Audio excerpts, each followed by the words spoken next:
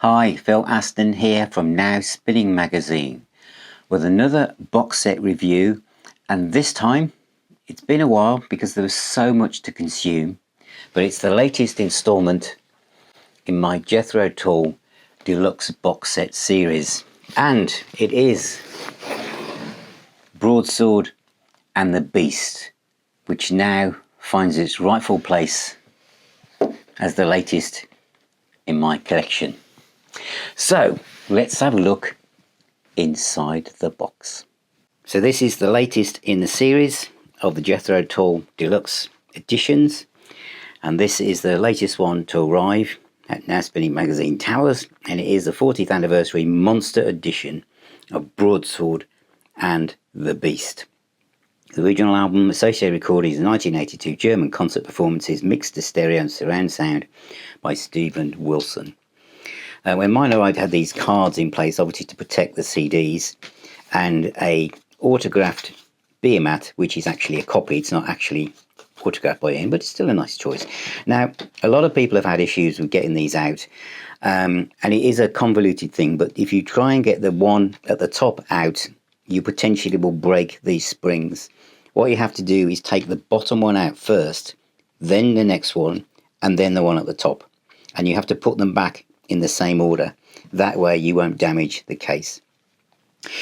There's a lot of stuff in here. So you've got 3 discs there, then you've got another one hidden here, that's number 4, and you've got the book. Now the book this time is absolutely a massive. Now they all are, aren't they? Those of you who watched all of my videos in this series, and they all are available in a special playlist. But this goes through everything, as you know, from this series, from who's designed what, coloured what in, built what, played where. It's all here. So associated recordings, stereo mix, associated recording disc 2, stereo mixes, 5.1 mixes, live recordings from Germany. It's just everything you could ever want. And as I quickly flick through this, because otherwise this video will be very long, as you know, and I've said this in so many times, but I feel that because there's been a bit of a gap, I need to say it again. This in a way was the blueprint of how a classic album could be presented to the fans, through the eyes of the fans. You know, as I said before, Led Zeppelin, Deep Purple, Yes, Genesis, so many classic bands would have benefited from this format. Yes, this box set has got 8 discs, but it would work with 2, as it did with Thick as a Brick. You know, it would work. You know, this kind of thing is just amazing for fans. This is like the book in itself. They could have been sold as little books on their own, or even put together, and people would have bought them. But it goes through everything to do with the making of the album, prior to the album, the influences, lots of rare photographs. You know, there is nothing left out. I think the case with these kind of packages is we need to make more room because we can't leave something out. I think that's been the approach really to the whole of the Jethro Tull series. It really has. You know, I'm going through this page after page, and you can see, you know, the amount of text. You know, sometimes I see booklets and the text is so big and you think it's just been like thrown in, but this is not the same here. This goes through every single track now. So you've had the story of the album, and now we're going through every single song in great detail. Some handwritten lyrics there from Ian, page after page. Then the original lyrics as they were in the album, again at a font size that's good for people of all ages. And then the artwork, how that came about, which is absolutely fascinating. I love the sections on the artwork in these Jethro Tull sets. I really do. And then we're off looking at the recording, the live recordings, the tour, all the information you could possibly want, information from the programs, recording techniques, live concerts, where people are now, technical notes, adverts, and this obviously is the tour program from the time. Absolutely superb. Can't fault it. Cannot fault it at all. And at the end, as we're coming out of the again still in the programme, which must have been elaborate back then. And then the tour dates, so you can see exactly what was going on at the time. Disc, the next disc, another piece of card to protect the insides, and then the 3 discs at the back. And again, as I said before, to get these out, you need to get out the bottom one first. It will just lift up, then this one, then the top one, not in the other, not what it might seem obvious to go for the top one first. Don't do that. Do them in reverse order and put them back in reverse order. So that one will go in first, in this one, then that one, and that way you won't break anything. So that is Broadsword and the Beast. 164 page book, absolutely fantastic. And now I'll give you a view of what I think of the sound. So that is Broadsword and the Beast, the super deluxe beastie edition, and this is the most extravagant and adventurous and enthusiastic box set in this series. I've got the original CD. I never bought it on vinyl. I bought what was seen as the deluxe CD a few years ago, which had 1, 2, 3, 4, 5, 6, 7, I think 7 bonus tracks on. As you've just seen, this is something else, isn't it? This is, and some of you have also had issues getting the discs out. Now the key to getting the discs out is actually, and it's a bit of a faff, but once you realise it's the best way of doing it, it just is what it is. It's best to get the bottom disc out first, then the second one, and then the top one last. It works that way, and putting them back in that order works without you breaking off these little springy things. So that's the key, is to get the bottom disc out first. You just lift it up, it'll slide out, then the second one, and take the third one out last. And when you put them back, you put them back in the same order. I mean, how many are there? There are 6, 7, 8 discs in a hardback book format. This album, I remember by the time the early 80s started, Jethro Tull, some of you who are young music fans or into prog may not realise this, but Jethro Tull were not a cool band at this point. In the early 80s, there was the new wave of British heavy metal. Pop had changed completely. AOR, melodic rock, was everywhere. Image was everything. And Jethro Tull was seen as the old guard. They really were. But I remember seeing the artwork for this starting to appear, and it looked cool. And I heard some of the tracks, and it sounded really good. And this album took off. And what is amazing about it is it's always been one of my favourite Jethro Tull albums. Always has been. Always has. This version, and it's taken me a while to get through the discs, and I've still got a bit to explore, primarily the kind of 5.1 mixes and stuff. But it is amazing the amount of material that accumulated for this album. The songs are fantastic, but what's interesting is the associated recordings, which takes up whole of side disc 2, and we're talking 75 plus minutes of music here. We're talking about 75 plus minutes of music on every disc, excluding the DVDs. Is that the amount of tracks that are as good, if not better, than the tracks that eventually ended up on the album. This could have easily been a double album. And when you see things like demo recordings, sometimes my heart will sink. That's musical sketches. Now, some people are really interested in seeing how tracks come together and the thought process behind it. I'm not so much, because I know it's the kind of thing I might visit once or twice, sometimes once only. This isn't like that.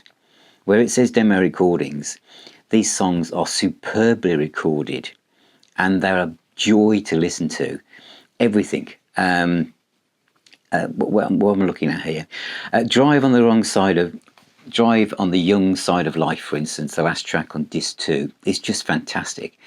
The instrumentation, the playing, the performances, the song structures, it's absolutely mind-blowing. It really is. And you've seen inside the book, you've seen it's a massive book. They haven't skipped thinking, well, we've got all these extra discs in, surely we'll have to cut back on the pages. They haven't, but the price is very different. When they started, they came out at less than 20 quid.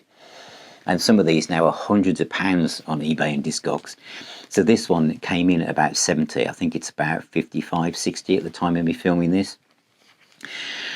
The 5.1 mix is stunning of the original album. It's absolutely mesmerising. I'm a huge fan of Steven Wilson. He finds things in the recordings and brings them to your attention without overpowering what was the original idea or vision of the artist that recorded it. He does this in a way that he just has an ear for it. Everything that he touches, to me, he brings out. He brings a sheen to it. And I've got the original mix should I wish to listen to it, but this to me is far more exciting. And it was a great album anyway, recording anyway, but it sounds great. The live stuff, it's incredible. DVD, it's 4.1, not 5.1, but it still sounds fantastic. I probably won't play the DVDs that much. I'll probably just play the CDs of the live concert. It's a great concert. And as I said, the associated recordings, demo recordings, those extra discs, they are going to be on good rotation with the original album. To me, it's made the album sound like a double concept album. That's what it feels like. That's what it feels like to me. But there are some tracks in here on the package. You've seen inside it, but I just think it's amazing. I mean, I always thought the track Broadsword, Bring Me My Broadsword, and all that, and the way that it starts with the kind of keyboards behind it. When it came out, well, I still am really. I was a massive King Arthur fan. You know, that kind of mythology of King Arthur and broadswords and, you know, the fantasy films and everything. And the way that the lyrics kind of roll out of that song, Broadsword, it's just, to this day, it sends shivers down my spine. It was kind of it gave me the feeling of like, it's hard to explain, but playing that on your Walkman at the time and looking all around you, the world around you, you just felt special. You just felt like you got some kind of connection to some kind of other world. It's just amazing. And I just always thought that the lyrics were observational, you know, Pussy Willow and all these kind of things. It's just marvellous. It's absolutely marvellous. I know a lot of people, especially collectors, become a bit OCD about these things, and they think because they've missed out, they can't start unless they get everything else first. Just let go of that. Let go. Okay, so if you're looking at, yes, and I've put these in my video because in all the other Jethro Tull videos, they're all together, so you can see how the stories come together, okay? But what I'm trying to say is, if you start from here, it's fine. I think, you know, I don't know if there's going to be any more of these being done. I don't know whether it's reached a natural end now. I don't know. But this is a great place for it to stop, even if it stops temporarily. Because this, in a way, is where all of this was heading. Now, a lot of people will say, well, albums like Benefit and Stand Up and Aqualung, and they're great, and all of this shows this. But this one, there's so much to explore in this, but what I'm trying to say is that this, I think, is the best one of the lot in what's included. Take care you take the discs out, but get beyond that. Just take care and don't be, you know, impatient with it. But what's included in this is the beastie of the set. It really is. Broadsword of the Beast, the anniversary monster edition. It's just stunning. Absolutely stunning album. Now made to sound like a cinematic adventure for your ears. You know, I could just wax lyrical on this for ages. It took me ages to even attempt to approach it, thinking I need to put aside time to listen to this, and I put aside a day to immerse myself in it, reading it, looking at the, you know, reminding myself of the lyrics and stuff, and I just love it. I found it now, so I'm going to read this out. Because I just love this. I just love this phrase. I see a dark sail on the horizon, set under a black cloud. that hides the sun. Bring me my broadsword and a clear understanding. Bring me my cross of gold and a talisman. Get up to the round house on the cliff top standing. Take women and children and bed them down. Oh, it's just amazing. Absolutely amazing. So that is the monster edition of Jethro Tull, Broadsword and the Beast, adding to the collection of the Jethro Tull Super Deluxe Editions. Absolutely superb. How wonderful it is to be a collector and lover of physical music. You know, they fit so well. It still is the ultimate way of displaying and pulling together a classic album that sits on a bookshelf. Why didn't other bands follow this format? Is there still time? Probably, the way things go. Everything comes round and round and round in circles, doesn't it? But there you go. So thank you for watching. Thank you for being here. And remember, music is the healer and the doctor. Please consider becoming a patron. You can make a donation at the Ko-fi link below this, or become a YouTube member and see all sorts of stuff first, and some stuff that never goes anywhere else. So keep spinning those discs. Take care, everybody, and I shall see you very, very soon.